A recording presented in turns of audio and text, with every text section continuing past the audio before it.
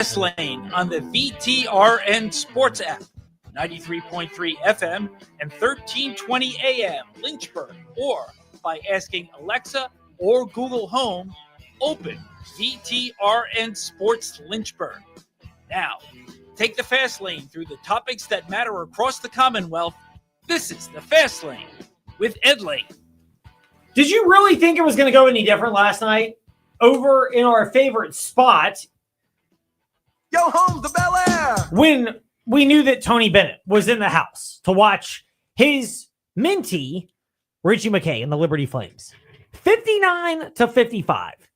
Defensive heavy performance. By the way, big shout out to the colleague of our 5:45 p.m. today guest, Paul Nazigan. His colleague, Matt Warner, is going to join us at 5:45 from the Liberty Flames Sports Network. But Matt Warner is the one yesterday who brought up the idea that he expected this to be a tight and a low-scoring game.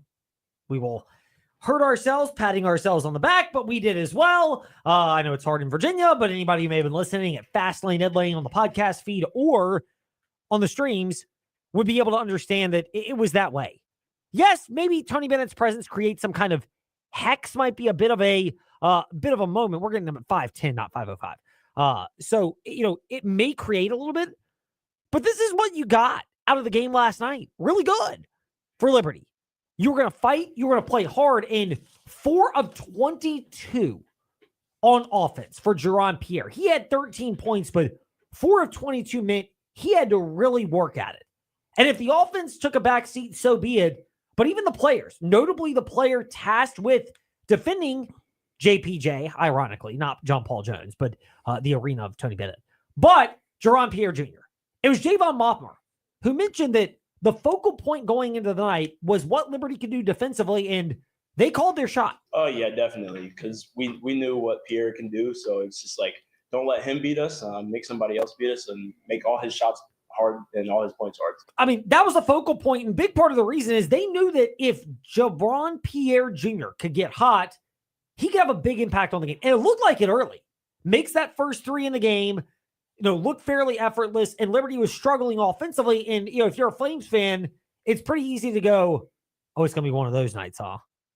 And it never was. And part of it is credit to players like Javon Moffmer who knew the impact that someone like Jaron Pierre Jr. could have. We talked about it all week, and we know what he can do, how he can score. And the coaches just said to make it hard and make him work for every shot. And that's what I tried to pride myself in is, doing what I can on the defensive end. And, that's what happened tonight. So pride in what you do on the defensive end. Look, that's a harder thing than ever. And it really shouldn't be because it's so ironic. First of all, in an era where players can get paid, and I get it, it's much lower at Liberty relative to power conference programs. But in an era where you can get paid, and again, I'm not one bemoaning this, if you really want the long-term outlook, what's one of the first questions that they ask in the NBA about players coming in?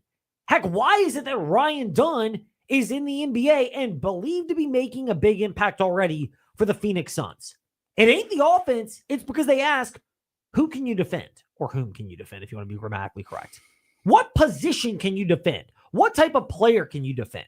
And having the maturity to stick with the defensive effort as a focus, even if it impacts the offense. And Liberty, they deserve a lot of credit for that because Javon Moffmer almost admitted that, yeah, they might have sacrificed something. And by the way, he had double figures himself, but he and the Flames were willing to give up something defensively to have a good offensive performance. You get a little tired, on that defensive end when you're working so hard and, you're guarding one of the best players and he's coming off every screen and stuff like that. But, my teammates found open shots for me, so it kind of made it really easy for me. I mean, that was a big part of it. By crediting his teammates, Javon Moffmer is also mentioning that he didn't have to work to create offensively. And on a night where Talon Peter did not have a great shooting night, nor did Keita Matheny, the Flames found ways to win the game. And it's so crucial to turn in some performance like that.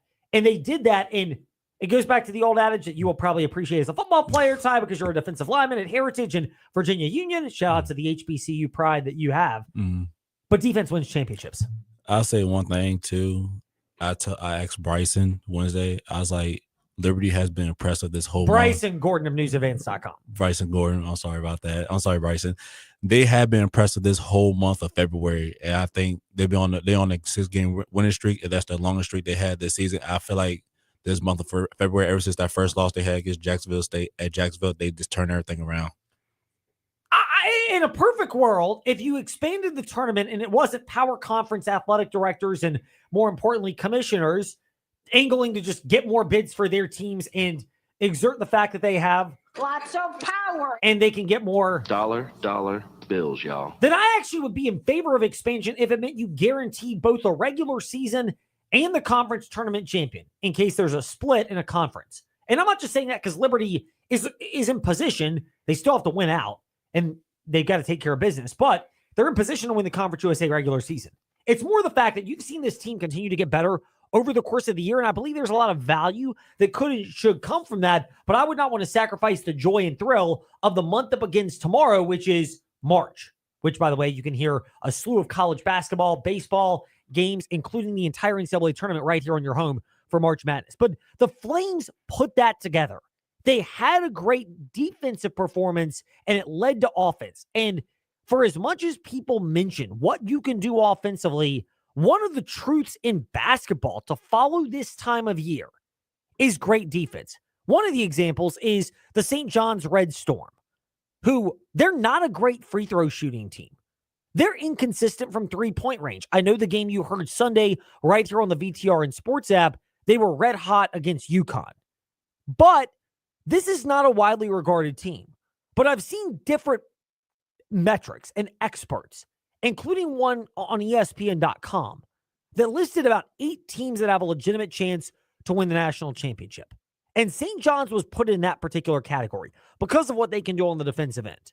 So you've got that going for you if you're a team in March in this time of year.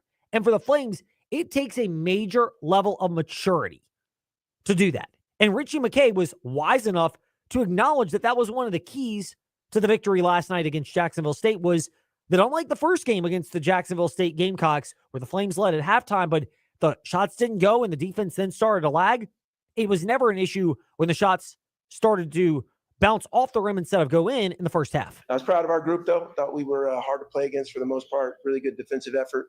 And unlike the last time we played them, we didn't let some offensive woes affect our commitment on the defensive end. So seen a little bit of growth and maturity from our group in the last time, and hopefully we can keep building on that. You know, and that's Liberty's Richie McKay, but it's a truism that I'm a believer in a big way. This brings itself to the forefront during the month of March. And again, reiterating it, that some teams that may have offensive woes at times, it can be an issue. Just ask Virginia Cavalier fans during the Tony Bennett era how often when the offense faltered, they were prone to upsets.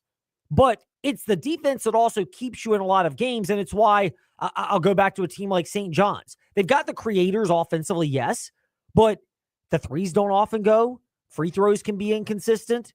They've made them when they needed to, but it's not reliable. But when you have great defense, it matters so much. And it baffles me how some guys are mature enough to understand that and some are not. But in an era where guys, I know we can all make money with NIL, but you can make a lot more in the NBA, particularly on that second contract. One of the biggest keys is if you can defend a certain position, you'll have those opportunities again and again and again. And there is such a value placed on defense that becomes even greater this time of year. Somebody familiar with that, heck, he's probably familiar with our analogy of St. John's because he once played for Rick Pitino at the University of Louisville after spending time in our backyards, a Roanoke native from Hidden Valley High School, and at Hargrave with Lynchburg native Kevin Keats. ACC Network analyst Luke Hancock back with us once again here in the Fast Lane. Luke, first of all, it's March, which means we know you're going to be dedicating even more time to basketball. So we will ask and hopefully score you some brownie points how your wife and your lovely kids are doing right now. Well, yeah, man, I did get some brownie points because my wife was actually on a work trip the last 3 days. So I've been solo dad with 2 little ones and can report that they are still alive and everything was relatively smooth. So happy to have her back. But now, yeah, it's my turn to get going. But it's the best time of the year, and happy hoops to you. Indeed. Happy March Eve to you, with March officially beginning tomorrow. one of the points we mentioned, it was kind of a lead over to what we saw in our backyard with Liberty beating Jacksonville State 59-55, but a bigger picture point of how much defense matters this time of year. Is that one of the big separators that you look for as we get ready for the ACC men's basketball tournament in about a week and a half, and even March Madness kicking off with other conference tournaments, and certainly the big dance after that? Oh yeah, absolutely. It's pretty rare that your team, your champion, doesn't have great defense. So I think you kind of start there, but it's more about, do teams have an identity? And it's no doubt St. John's and Rick Pitino have an identity. They play much like our teams did in the past. There's only two teams that have been to a Final Four and shot worse than, I think the percentage is 30.1 from three. That's 2012 and 2013 Louisville. Obviously, I was a part of those teams, but it was Rick Pitino. And again, these guys don't look like they shoot it well, but can do a lot of other things. And they still have bucket getter, great athlete guys in that backcourt like Adari Richmond and Devon Smith, that we know about in the ACC a little bit. Yeah, I mean, you see all that. We've seen a lot of these guys, across college basketball, just given the transient nature of it.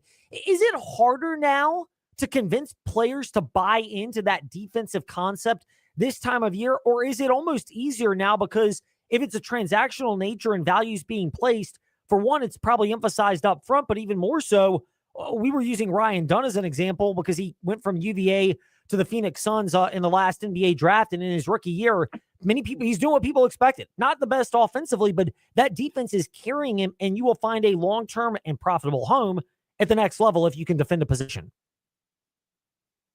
Yeah, I mean, I think it's tough to have individual guys like Ryan Dunn. I mean, he's such an elite defensive player. He's obviously making his due there, and plenty of guys make their way as career defensive guys like Tony Allen. But I think that St. John's has those unique guys that can adapt to his system, because you have to be in unbelievable shape, and he works you hard. He's a tough coach to play for, but he's the best coach. And I'm happy he's back on the top of college basketball where he belongs. ACC and ESPN college basketball analyst Luke Hancock with us here in the Fast Lane. Luke, we've touched on some big picture stuff. Zoning into the ACC right now, we'll get to Duke in a moment. We're going to bury the lead, even though it's kind of a Cardinal sin, pun intended, of course, since you're a former Louisville Cardinal. But we wanted to discuss your Louisville Cardinals and what that means for programs like whether it's Virginia. And this is a tough year for Virginia because the coaching change happened so close to the season. But whether it's that or Virginia Tech, both having disappointing seasons, how much is Louisville with Pat Kelsey maybe the best example to the ACC and all these other programs, which is you can flip this thing around pretty quickly if you get the right coach and empower him with the resources, and yes, that includes financial, to go ahead and bring in the right players, and you can flip things quickly like the Cardinals have done.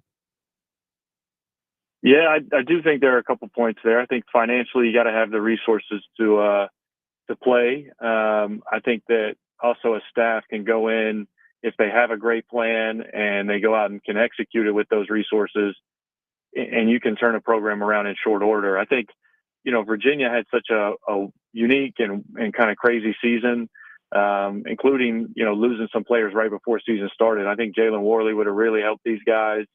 Elijah having a scooter incident. Like, there's just some crazy stuff that went down. I would love to see Ron Sanchez with a real opportunity and some time. Not the greatest start this year, but that's kind of where you're at. With Virginia Tech, they had also off-season stuff with their roster that was kind of wild. So I think these are two good coaches.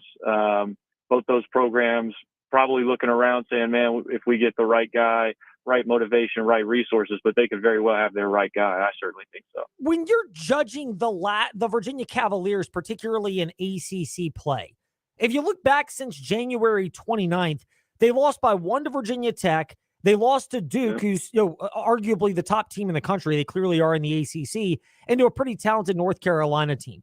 Outside of that, they've largely taken care of business, Virginia, against the teams you would think they have a reasonable chance to defeat in conference play. What does that say about Ron Sanchez stabilizing? But also, we've noticed this before. If nothing else, he's gotten them to play hard night in and night out. Yeah, I mean, I just don't think that they have a uber talented roster, so they're going to have to play hard and they're going to have to play well together. So, again, this run very commendable. They beat Pitt in that run. Good win last time out as well. So I think it's really impressive he's gotten the guys to play as well as he has, to be honest. Yeah, and the other impressive thing that we've been impressed by, and of course we carry Virginia Tech men's basketball right here on the VTR and Sports app and the Virginia Talk Radio Network, but Mike Young's job with the backcourt challenges. Everyone knows about the Heiser Miller situation and the gambling probe, and they thought they would have him. And obviously, for justifiable reasons, he's not playing in Blacksburg this year. But it's so young at Virginia Tech. Is this one of the better coaching jobs that you've seen from Mike Young in his tenure at Virginia Tech? I think he's done a really good job. I'm still gonna say that job in Brooklyn when winning an ACC championship a couple years ago was absolutely outstanding. I think he's one of the best half-court coaches in the league. I love the shots he gets for his guys. It's obvious that he has a plan and how to get those guys practicing that and working on that offense as quick as he can. You start to see it come to fruition, especially this time of year. But, yeah, a super young team. You got to have the resources. He had that roster turnover. I think it's a great job. I'm not going to say it's the best, but I'm impressed with Mike Young for sure. Luke Hancock stepping into the fast lane. He's at Luke Skywalker 11 on Twitter to keep up with him. And of course, he's with the ACC Network and ESPN and generous enough to give us some time. Luke, that top tier of the ACC, we've touched on the Louisville Cardinals already this season. Duke, again, will bury the lead, but Clemson comes to Virginia Tech next year. Are the Clemson Tigers with Brad Brownell kind of the equivalent of, like just a good, solid, reliable vehicle in the sense that it may not be the flashiest product, but they know what they are. They cater it to exactly what they need. And every year, Brad Brownell seems to have that team in the NCAA tournament discussion, much like this season. Yeah, I like that. Reliable, maybe. I think he's had several years there where they were good, just under the bubble, and now when he's had the opportunities last year, especially just making that Elite Eight run, I think puts him on another trajectory. And you always worry when you lose big pieces that are identity guys like PJ Hall, but a really good job in the portal this year with Ian Shefflin and Jaden Zachary. Those are just such impactful pieces that he was able to plug right in. And now you're looking at a top 15 team. So I think they have all the pieces. I think they're playing their best basketball now. And they're going to be super hot, and I can't wait to see them in Charlotte for the ACC tournament. Yeah, Clemson's a team a lot of people are just amazed by because they built on the success of last year. One of their marquee games this year, and it may be the marquee one in the ACC, is the fact that they're the one team that so far they have beaten the Duke Blue Devils. Duke over the last couple of weeks, what's been impressive to you more? The fact that against teams they should be beating, they're doing so convincingly in a mature way, or the fact that this team now seems like they have all the right ingredients to make a deep run into March? Yeah, I mean, you said it, that last line. They seem to have all the ingredients. I mean, they've basically gone unfazed. The one Clemson game where Cooper slips on the water on the floor is so unfortunate. We'll love to have seen how that played out at the end. I know he started slow in that game, but really came alive. And, I think they're the biggest team in the country. Their defense is so good. As long as they can get healthy, they're going to be right there in terms of being able to make a deep, deep run. Tyrese Proctor and Malik Brown, though, are such underrated pieces for what they do on the defense, actually on both ends of the floor, but one more defensively, Tyrese Proctor more shooting the basketball. Luke, the health in particular, how crucial is that for Proctor, for Duke to go from a team that we know they're the ingredients to, kind of like the Quinn Cook when he was there, that extra ingredient that ties everything together? Yeah, I think that's such a great question. Malik Brown on the defensive end, you think about starting center, Kama Malawach, 7'2", shot blocker, very intimidating down there. But when Duke plays defense, the goal is to keep him close to the basket. Whereas with Malik Brown, you can switch everything on the perimeter. He's one of those bigs that can really move his feet and defend out there, has incredible timing and great hands. And then Tyrese Proctor's been that floor spacer. He's the guy who can knock down shots alongside Con Kniffel, which enables them to give all the room to Cooper Flagg in there. So I think both those guys are huge pieces. I would say Tyrese Proctor's back sooner rather than later. And then as a guy who's had both his shoulders worked on from basketball injuries, sometimes you can play through those things, especially because it's his off shoulder. So I hope Malik gets back soon, but tough call. It just depends on how much damage is in there. Yeah, I mean, it seems like, and correct me if I'm wrong, Luke, but you mentioned having been there with shoulder injuries. Is it a pain tolerance deal as much as anything? Not necessarily. A lot of times it's just range of motion. Your shoulder will lock up if you pop it out of place like that. So sometimes you gotta let muscles calm down and then get your range of motion back. But strength is part of it. I mean, it just totally depends on how damaged that shoulder is. Luke Hancock with us here in the Fast Lane. Luke, the other thing that's worth monitoring when the ACC tournament gets underway is the collection of teams that are bubble teams, whether it's North Carolina, Wake Forest, SMU has been mentioned in that. Who out of that bunch do you believe either playing well, the right ingredients, the right adjustments could make noise in Charlotte and maybe be able to reverse their status on the wrong side of the bubble or cement themselves as a team worthy of being in the NCAA tournament? Well, I kind of don't even want to answer this because it seems like every time I pick a team, they turn around and lose some games. So I will say I think UNC and the way their schedule sets up down the stretch here, they have looked to be playing better basketball. I think it's going to continue. Would love to see them with that 6-game win streak going into the game against Duke, basically with their tournament life. They're probably on the right side. They run that 6 games, but it would certainly solidify things. UNC Duke, that would add some drama to it. And then I think SMU has a chance to get there, but they're going to need some work in the ACC tournament. They have tons of wins, just not the highest quality of wins. Don't worry about it with North Carolina, Luke. We're going to save you in the fact that Carolina, they go to Virginia Tech on Tuesday, 6:30 airtime, VTR and Sports app, and Virginia Tech fans would be delighted if that was the curse that helps get them that big victory. Yeah. I'd be making some friends around there, but I hope UNC finds a way here down the stretch to pull it together.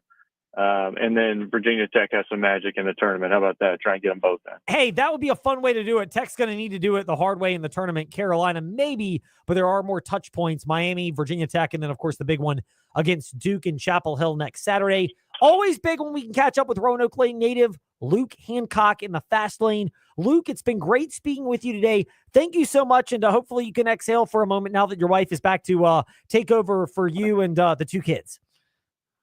Yeah, man. Thanks for having me. We'll do it again soon. Happy hoops again, and take care. Indeed. Always a pleasure to chat with Luke Hancock, the Roanoke native, and generous enough for time today in the Fast Lane. Speaking of some ACC hoops observations, more on that when we return here in the Fast Lane, VTR and Sports app, 93.3 FM, plus the Fast 5 at 5-ish. Mark Dalton here with Terry Volkswagen. Get ready to fall head over heels for the perfect VW SUV. One size doesn't fit all, though, and that's why Volkswagen has an SUV for everyone. From the compact and affordable Volkswagen Taos to the tech-packed Tiguan and the spacious Volkswagen Atlas. No matter which one fits your lifestyle, you'll love the comfort, performance, and safety. Stop by Terry Volkswagen on Forest Road in Lynchburg or check us out online at terryvw.com. Terry Volkswagen. You'll love our cars. Sandstone architecture, melodic music, wonders of the world. They're staples of Egyptian and Mediterranean culture. But you don't have to travel thousands of miles to experience it. Just drive to downtown Cairo. Located in the Grays Mill Center in Forest, downtown Cairo brings you food from the entire Mediterranean, blended with the best Egyptian recipes. This means fresh ingredients cooked on a charcoal grill, staples like $5 gyros, and build your own Mediterranean bowl. Experience the taste of Egyptian and Mediterranean world in your own backyard. Downtown Cairo, Grays Mill Shopping Center in Forest. Your home is more than just walls and windows. It's where life happens. And at Right Choice Construction, we get that. We're not just builders. We're fathers, mothers, neighbors, just like you. And every nail and every beam reflects our commitment to creating a place you're proud to live in. With Right Choice Construction, you're choosing a team that's been perfecting the art of building for years. So build with us, build with experience, build with quality, build with Right Choice. When shopping for auto liability insurance, it's wise to consider the best policy, not the cheapest. Hi, I'm Randy Trost with Trost Law. It's crucial to have more than the minimum insurance on your auto liability policy. This protects you if you injure someone or if someone without proper insurance hurts you. Having the right policy ensures you have sufficient underinsured coverage to take care of you and your family. To learn more how we can help you navigate these challenges, visit us at trostlaw.com. That's trostlaw.com. Step into the fast lane 24/7 at Trey Lyle VT and Fastlane Ed Lane on Facebook, Twitter, Instagram, YouTube, and wherever you listen to podcasts. Now, back to the fast lane. So we've already touched on the appropriateness of the Liberty Flames' victory against Jax State, how appropriate it was with Tony Bennett in attendance. That it was a 59-55 victory for Liberty last night over in our favorite spot. Yo, home the Bel Air. And the Flames were, Man, you loaded. on the defensive end at least, loaded for bear. But we'll get to more of that around 5:45 today with Matt Warner of the Liberty Flames Sports Network. But there are other basketball developments that we have neglected because, we kind of had to take some detours over the last couple of days. So it's now our chance to get into the weeds. The haters say we get into the weeds. They may even say we get into the weed. Smoke weed every day. Nah, we love getting into the weeds to discuss some cool sports details here in the Fast Lane. So some of these Ty might have already opined on exactly as he wishes at the morning warm-up on, well, now it's on Facebook Live and YouTube on VTR and Sports, and also the morning warm-up wherever you listen to podcasts. But he'll get a chance to chime in on any of these that he wants. We're getting into the weeds on basketball, particularly in the Commonwealth of Virginia. Last night, women's basketball, then we'll get to men's. Virginia Tech women, they were in a nip and tuck affair with Boston College in the ever-prevalent Conti Forum, and prevalent to not very many people because there weren't very many there last night, once again. 92-89, Lady Hokies lose at Boston College. The curse of Conti Forum seems like it's alive. Heck, the curse of Boston College for Virginia Tech seems to be a real thing, particularly basketball teams going up to that, desolate place where there's not much action. But the other thing is, you kind of get the feel this is the nail in the coffin of the Virginia Tech Lady Hokies' chances of making the NCAA tournament without a seriously deep run into the NCAAs. Because they've lost a couple of games where they've needed to win. Stanford last Thursday, Boston College recently, Syracuse at home a couple of weeks ago. This is not a good Orange team. They split with Virginia, and I know it's a rivalry game, and in and of itself, that kind of gets excused. But between that, and in particular, the missed opportunities, I still think back to North Carolina a couple of weeks ago. Megan Duffy has done what you would expect for Virginia Tech in her first year. Big roster turnover, shifting to more of a smaller and athletic approach as opposed to taller, longer, physical, which was Kenny Brooks' style. So that part, has gone reasonably well, but that extra oomph that Hokies fans wanted, it seems like, at this point, to make a statement for the tournament, it's probably just too little too late, as our girl JoJo would remind us. That threw me off right there, too. I was not expecting that. But yeah, stuff like games like that you cannot miss at all. Opportunities like that you have to capitalize right there, especially like you heading towards March as well. You right there in March, so it's really like a cut down right there. So I really think they really hurt themselves this season. You might be able to get away with one slip up outside of a rivalry game setting, but when you start to stack them, even if you have good wins, I'll use the men's basketball analogy as we still get into the weeds, but the Wake Forest Demon Deacons on the men's side are kind of that example. There's not really a glaring, oh my goodness, this is a really good victory for Wake Forest on the men's side. Much like Virginia Tech on the women's side. Like, solid. Now, granted, Wake's in a different spot to me, Ty, because we've had a couple years now of Steve Forbes. And I get last year, his wife really sick, the health situation challenging. But even the year before that, 2023, now 2025, if it becomes a trend, it's a concern. Virginia Tech Lady Hokies, I give them more of a pass. Maybe I'm off on this, but I give them more of a pass in the sense that it's the first year. But when you're talking just 1 year apples to apples, they're in a similar spot. Both of them have similar resumes, flirting with the 20-win mark, flirting with double digits in conference play. But a lot of bad, inexcusable losses and not a lot of, ooh, that was a good victory that could propel you going forward to say, we need to take this team seriously. And when you add into it, the bad losses happen in February towards March, and it's happened with Wake, and it's happened with Virginia Tech, Wake men, Virginia Tech women, you start to go, it's easy to find teams to cut out of the tournament, and they fit that description.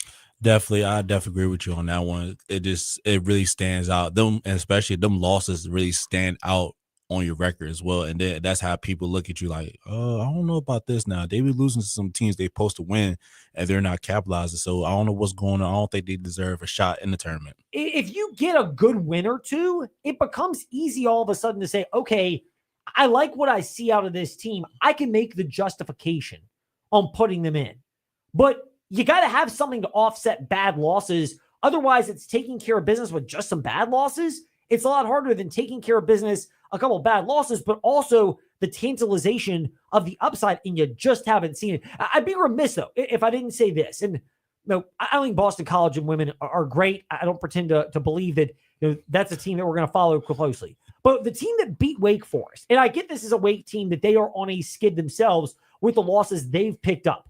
NC State, okay, again, rivalry alone, it's one thing. But that plus Virginia, plus Florida State, you start to get all the pluses and the missed opportunities, Duke most notably, although they'll get another chance in the next week before the Carolina game.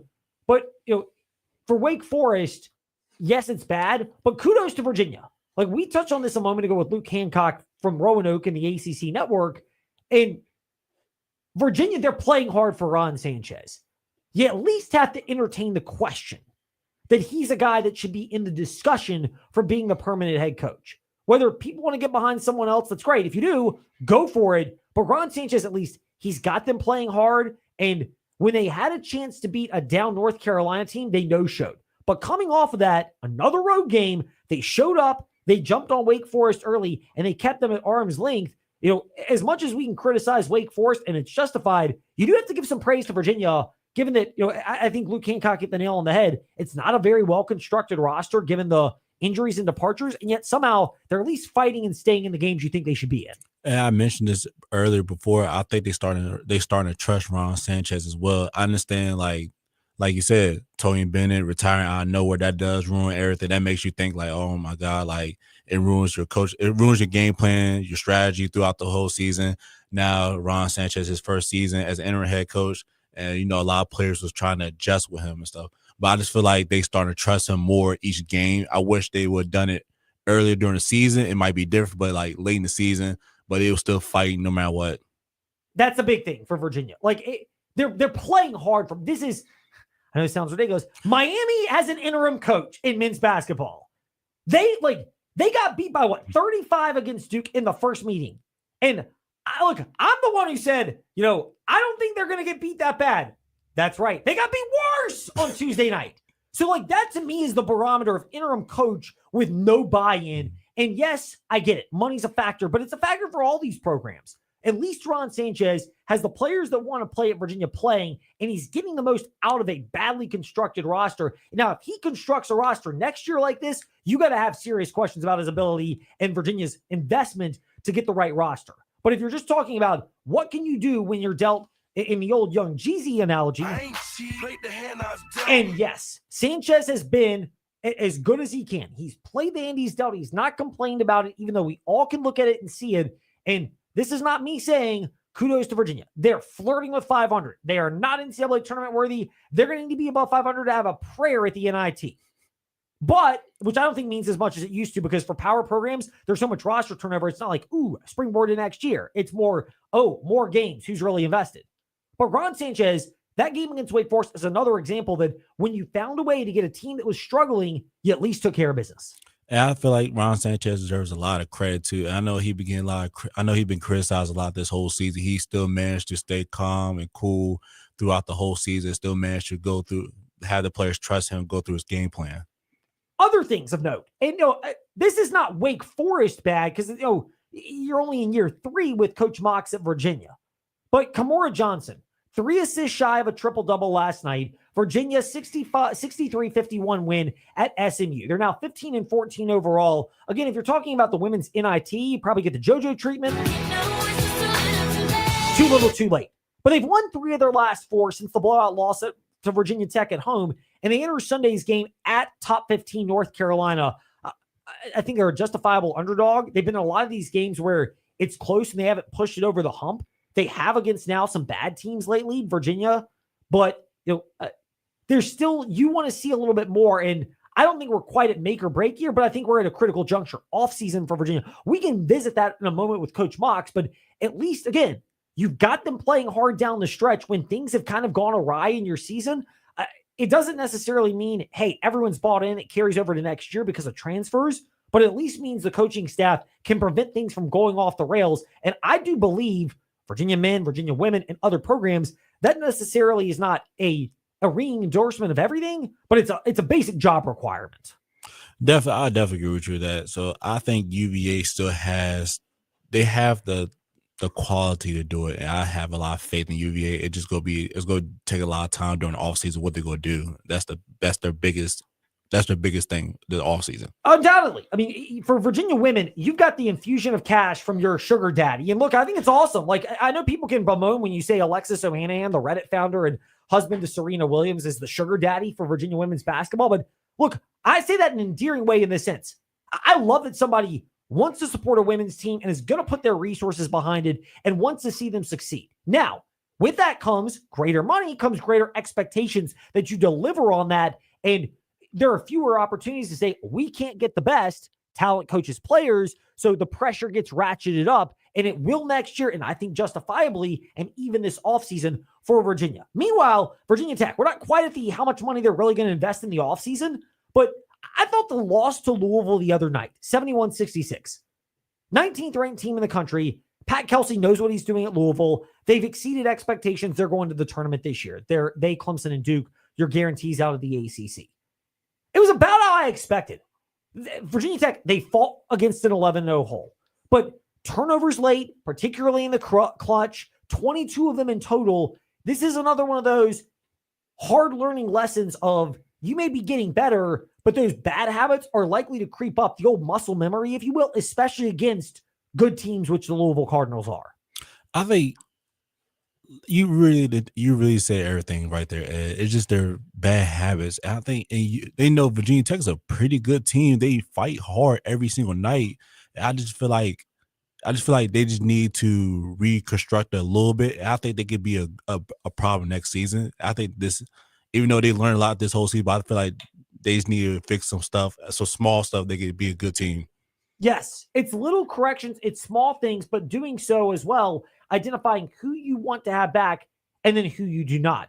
Meanwhile, when we return here in the Fast Lane, we will pivot off of this to the Liberty Flames. We'll get insight into that big victory last night. And yes, because you're just dying for this, the spring football game.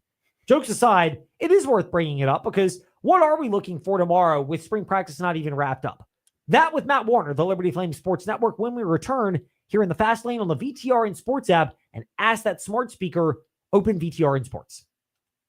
We are making it happen at the Used Car Superstore on the Sheeler Motor Mile, your premier used car dealer serving Southwest Virginia and surrounding areas for over 50 years. With the best selection, value, finance options, and exceptional service. Plus 900 pre-owned vehicles all in one location. Volume selling means volume pricing, and we've got the volume. The Used Car Superstore is your one-stop for most makes and models. Cars, trucks, vans, SUVs. Many have miles in the teens, remaining factory warranties, and some are even local one-owner vehicles. Plus, Sheeler owns the finance company. Getting approved for credit is easy on the Motor Mile, with finance options for every budget. 900 used vehicles in stock now. More than any other dealer in the area. Hurry in for straightforward pricing and more inventory arriving daily. Why wait? Make it happen at the Used Car Superstore on the Sheeler Motor Mile, your premier family-owned car dealer serving Southwest Virginia and surrounding areas for 50 years. I-81 exit 118C in Christiansburg. Call 866-SHEELER1. Always open at Sheeler.com.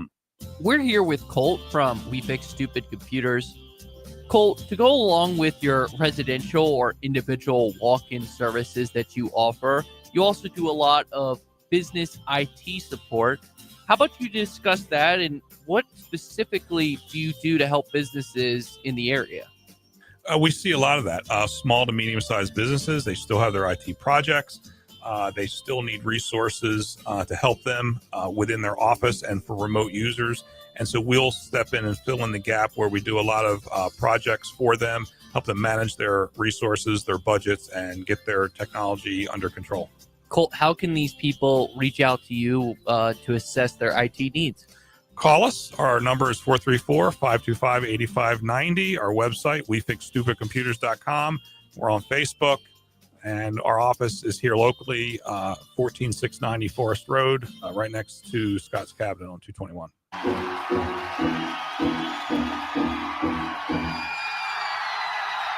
Step into the Fast Lane 24/7 at Trey Lyle VT and Fast Lane Ed Lane on Facebook, Twitter, Instagram, YouTube, and wherever you listen to podcasts. Now, back to the Fast Lane. There's certain deft things that you know to do when you're a successful, seasoned, tenured coach or player for that matter. And Richie McKay is an example of that, which is promoting the good things that you want to see more of from your team and allowing that to shine. And last night was a great example of that in the sense that it's a 59-55 victory over at Bel Air Liberty Arena. Ugly game for people that want free-flowing basketball. Beautiful for people that are from the Tony Bennett tree. Yes, he was there last night, but just generally speaking, that appreciate fundamental hard nose. And I mean, to his credit, he was with us yesterday in the Fast Lane. You can go check it out at Fast Lane Ed Lane, where you listen to podcasts because, as Coach Prime reminds us, and guess what? We keep receipts right there. But Paul Nazigan mentioned low scoring, tight game, and that's exactly how it unfolded last night. First of all, the Flames never panicked during that. They deserve credit for that. But the other thing is promoting what you want. And Javon Mothmer was the example of that last night. It's easy to look at the offensive production, 12 points, 5 of 8 shooting. But it was his relentless defensiveness on Jaron Pierre Jr., arguably the player of the year, 22 points per game coming in last night. 13 points, but that's on 4 out of 22 shooting. 4 of 22, below 20%. I mean, it is not good to be shooting that particular amount, right at about 20%. And Richie McKay spoke to the value of that afterwards. He's a complete player. And for what he doesn't give us from the standpoint of what he did at Cedarville, he's even better defensively at this level. Because he has so many other pieces around him, I don't think he's as aggressive as an offensive player. Therefore, he doesn't get as many attempts and doesn't see it go in. So his scoring average is down from what it was at Division II, but not his impact. And I just think his maturity, he's fabulous to coach. I think we drew some energy points off of what he did on both ends. His scoring average is down, but not his impact. Truer words have never been spoken. And I get it. Sometimes we can roll our eyes at the coach speaking the cliches from Liberty Flames men's basketball coach Richie McKay. But as much as you may be tempted to last night, do not give in to that temptation if you're a Flames fan, because it's 100% true. The defensive intensity was there the entire game when it needed to be. The fight for Javon Mothmer to hold Jaron Pierre Jr. to 4 of 22 shooting, 3 of 13 from downtown. That's impressive. Physical, rangy, all the things you want, and it came up on the defensive end, and that set the tone for how Liberty picked up a huge victory to now take over first place in the loss column in the Conference USA standings. Joining us now, somebody who was on the call last night and got a sneak peek of it coming to fruition. Hopefully, Paul Nazigan was modest enough with his broadcast partner, Matt Warner, who is joining us now in the Fast Lane, M Warner TV, Twitter and Instagram to keep up with him. Matt, great to be speaking with you in the Fast Lane. Thank you so much. How much did Javon Mothmer help set the tone for Liberty defensively, but throughout the entire game, and how that flowed into a tightly contested contest? Oh, he was huge. And first off, I'm always more than willing to give Paul Nazigan credit. He doesn't have to ask for it. The guy knows what he's talking about, and I'll admit that. But no, Javon Mothmer was huge right out of the gate. That Jacksonville State team, so much of their success is centered around Jaron Pierre Jr., second leading scorer in the entire country, and so much works through him, the ball in his hands. And to be able to slow him down, to be able to harass him, to be able to make life hard for him last night, I think also just gave confidence to the rest of the guys on the floor. They're seeing how Mothmer's working. They see how successful he's being on the defensive end. And they say, well, there's no reason we can't do that as well. And then you saw the results, 16 first half points for Jacksonville State, that was setting the tone. Now, you knew Pierre would end up getting a few buckets along the way, and he did. But for the most part, that effort by Moffmer, a guy who you talked about, didn't play a lot of defense in Division II, told me when he got here this summer, he decided, you know what, I better really focus on that if I want to have an impact on this team. And to his credit, he has focused on it, and we've seen that progression from him throughout the year, not just in this game, shutting down Jerome Pierre Jr. We saw it in the game before against Jaden Brewer from FIU. We've seen it against other guys. So this wasn't just a one-night thing. He has turned into a really good perimeter defender. How much did Javon Moffmer's defensive intensity help buoy Liberty? You referenced 16 first half points for Jacksonville State, once 18. It dwindled down to as low as 3. Late free throw gives the Flames the 59-55 4-point victory. But Moffmer's defense helping inspire the rest of his teammates to stay locked in even when the shots did not fall as much as they wanted in the second half. Yeah, and that was the big thing. I mean, that's what Richie McKay was saying about the first meeting between these two teams. He felt like shots didn't fall in the second half of that game, and their defense suffered. And that wasn't the case in this ball game. And yeah, I think they drew from him, certainly. Anytime you see a guy like Pierre starting to get frustrated out there, as a defender, as an opponent, that's when you know, okay, we're in a good spot here. If he's frustrated, if he's talking to the officials, if you can tell he's a little bit bothered by what we're doing, then we must be doing the right thing.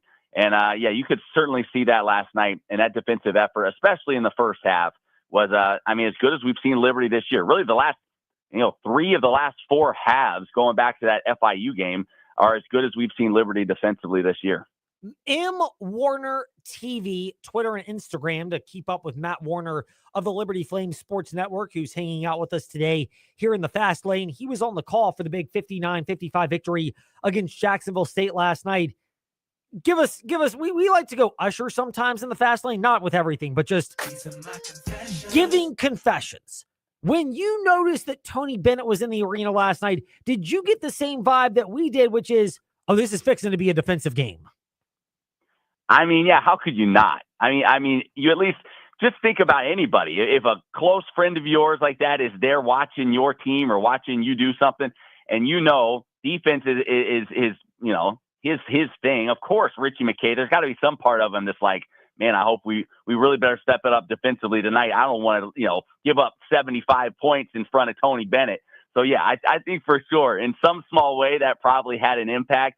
I don't know how big of an impact it had, but, yeah, we all thought the same thing. When he walks in the building, you better lock it down because Richie McKay will probably hear about it after the ball game if the Flames gave up 80. Matt, yes, if it was a 79-75 win instead of 59-55, you might have been having to fan Tony Bennett. He might have passed out with all that offense going on. He might have left before the game was over. He would have been disgusted. Everyone else would have been into the game, and he would have just gotten up and walked out, unable to. He could not unsee that type of performance. But for the Flames, the win last night, squeaky bum time is what we'll call it, white knuckle time, whatever the term is when – you got the big lead. You sense it's slipping away. We mentioned the buckle down.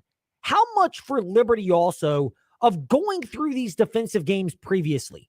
FIU, Sam Houston State, and of course seeing Jax State, but having gone through these other games, how much has that experience started to pay dividends for a team now that they won, 5 in a row and 9 of their last 10?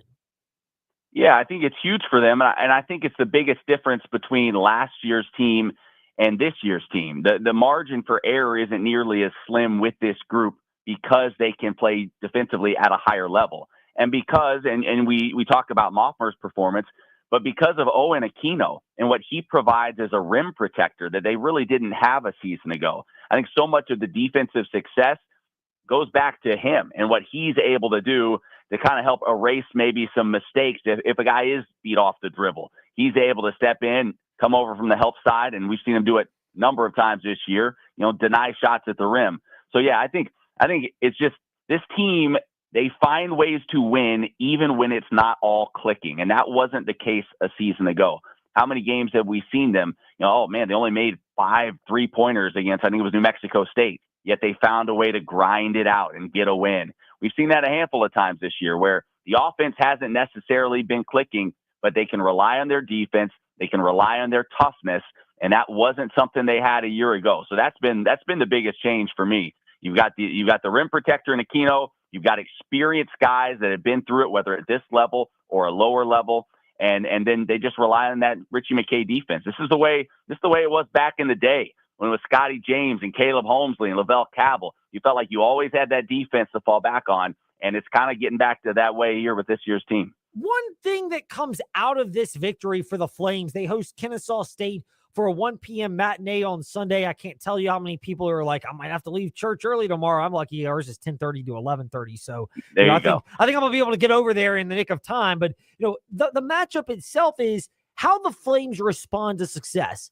How much of the ease to that is Richie McKay seems like he has instilled in this team, and the player leaders, Caden Matheny, Colin Porter, and others have helped instill that, which is the even keel nature, meaning after a big victory like last night, you're not getting too emotionally high and therefore having to re-regulate. I think a lot of times you can tell how much of an impact a coach makes by how his players speak. And if they on their own are echoing the same things, if you're getting sound bites from them that you're like, I feel like I've heard Coach McKay say that exact same thing, he's having an impact on them. And that is the way it is with this Liberty team, with a lot of those veteran guys, the Matheny's, Zach Cleveland, Colin Porter, like they are, you hear about coach on the floor. They're a coach in the press room as well. Like they are Richie McKay in a lot of ways. And he's really been able to reach them with this attitude of, one game at a time, one day at a time. And I know it's cliche, but this team really seems to be living that out right now. And I think it's because they know the goal is bigger. The goal is bigger than just what's happening right now. They want to be playing their best ball at the end of the year, regardless of what the standings say. And Richie McKay has hammered home time and time again. It's a neutral site tournament anyway. So the seeding in his mind isn't all that important. So just use this time to keep trying to improve and worry about Huntsville and the tournament once you get down there. And it seems like they've really embraced that. Having said that, this is your classic letdown game on Sunday, right? This is that classic kind of situation. I feel like so much emotion spent to beat Jacksonville State. Now you get a Kennesaw State team coming in off a bad loss. The Flames better be locked in early because the Owls, they're going to be hunting for a road win. M Warner TV for Matt Warner. That's Twitter and Instagram to keep up with Matt from the Liberty Flames Sports Network, who is generous enough to coming out with us for a bit today in the fast lane. Matt, we're going to ask this with as much of a straight face as we possibly can ask, which is Liberty spring football game tomorrow. I don't overinvest in anything bad, but there are certain things, O-line communication, explosiveness off the ball, those type of things that you would like to see. What are reasonable things that you and the fans that go there should want to see out of the spring game tomorrow, knowing this is far from a finished product and even the roster the Flames will enter August camp with? Yeah, for me, it's just a couple of things. I want to see these quarterbacks spin it. I want to see what they look like throwing the football. You got the three quarterbacks right now that are healthy, competing for the job, Merdinger, Hauk, and then Ethan Vasco. I want to see what they look like throwing the football. We haven't really gotten a good look at them. One of those guys could very well be your starter come the fall. So I'm going to see what they look like. I want to see these linebackers. You had the transfer linebacker, Deuce Spurlock, as long as Micah Pollard, the two guys transferring in from Michigan and Florida. I want to see what those guys look like. Can they play? That's been a position of need the past couple of years. What do they look like moving around on the field? And then, like you said, you're just looking for who kind of shines, who kind of pops there in terms of the skill position guys. Is it one of the young running backs? Is it one of the transfer receiver? Like, I just want to see who kind of pops in terms of the skill position.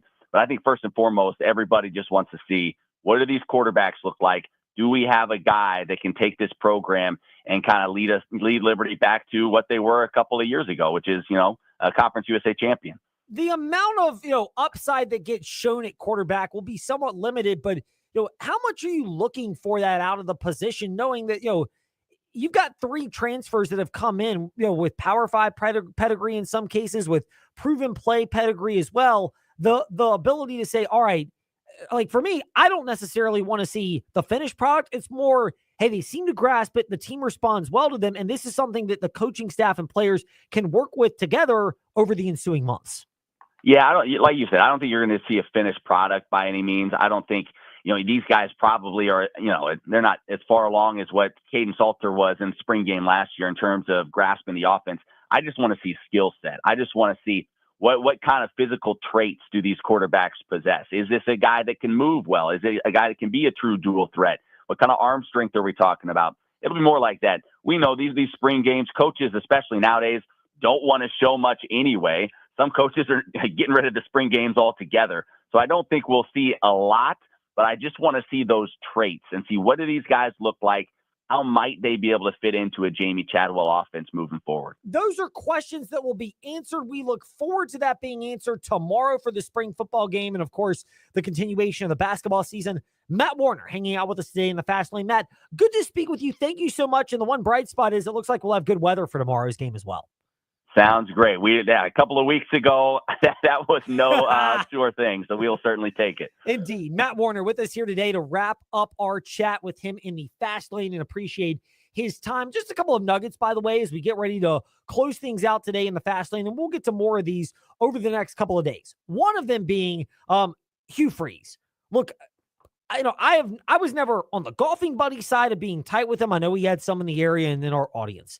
I also did not detest Hugh Freeze the way that some people who did not like him, particularly with everything that unfolded at Ole Miss, were on the train, or how he left Liberty. To me, kind of was what he was at Liberty. But the news that came out today, it's disappointing that he's been diagnosed with prostate cancer. But it's awesome to hear that it's in the early stages. I certainly wish Hugh Freeze, again, we collided in certain areas, but I hope this thing can get nipped in the bud clearly. I think it's awesome that he's advocating and using this as a platform, Hugh Freeze is, to advocate regular health screenings so that you can stay up to date on what might happen for you and your family, because that still is an important thing for Hugh Freeze and everybody else. So just sending our best wishes there and, giving a kudos to the fact that he, gets the screening done early and is able to nip this hopefully in the bud and nip prostate cancer there and do what he feels called to do right now. Flames fans may disagree, which is be the Auburn head football coach. That does it for us today in the Fast Lane. We'll react to all this Monday in the Fast Lane. In the meantime,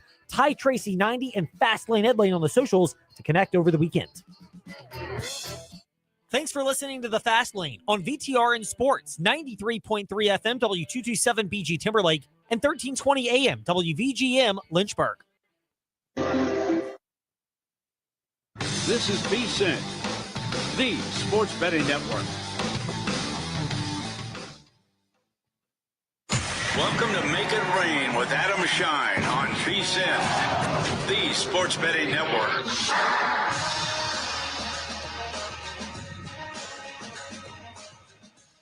Oh, yes, Friday edition of Make It Rain with Adam Shine here on St, and my goodness, we've got an unbelievable show for you today.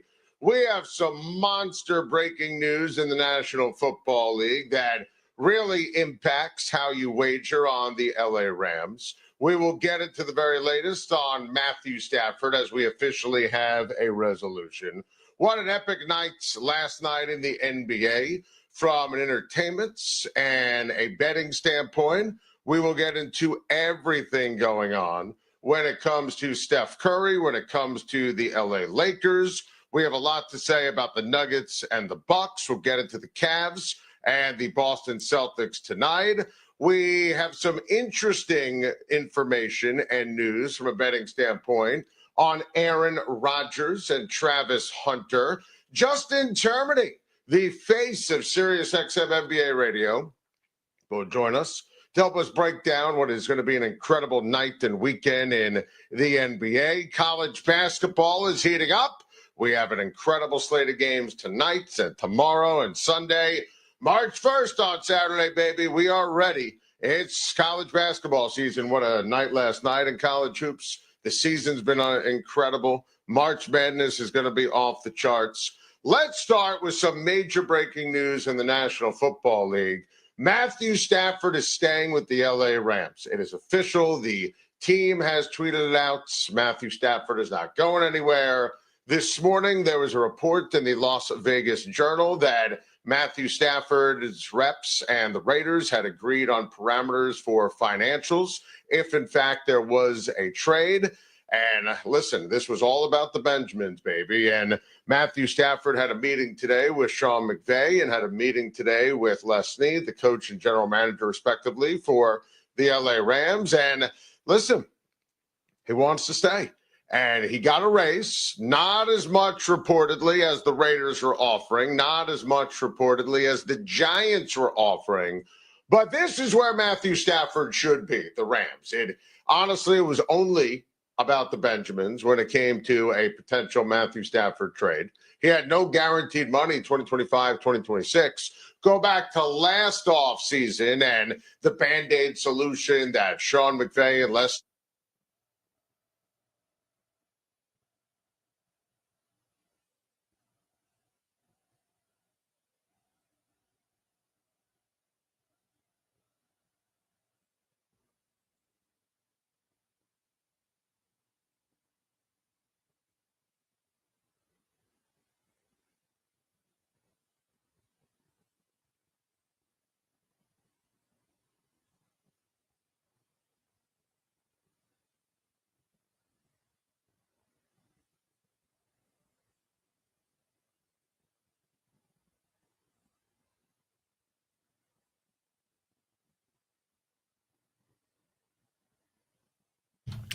This past week in the Fast Lane, we had you covered on all angles of Jacksonville State Liberty, the big men's basketball showdown.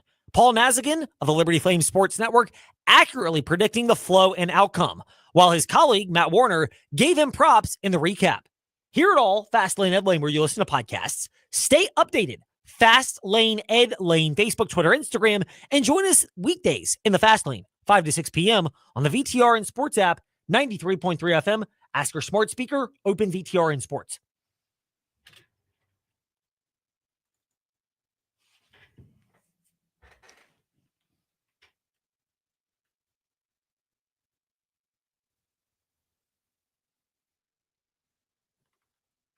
This past week in the Fast Lane, Roanoke native and ACC Network men's basketball analyst Luke Hancock was admiring the job that Ron Sanchez has done as the Virginia Cavalier men's basketball coach with a less than ideal deck of cards. Meanwhile, he believes Mike Young at Virginia Tech, good coaching job, but maybe not his best in the NRV. Hear more, Fast Lane Ed Lane, where you listen to podcasts. Connect Fast Lane Ed Lane, Facebook, Twitter, Instagram, and join us weekdays, 5 to 6 p.m., VTR and Sports app, and 93.3 FM.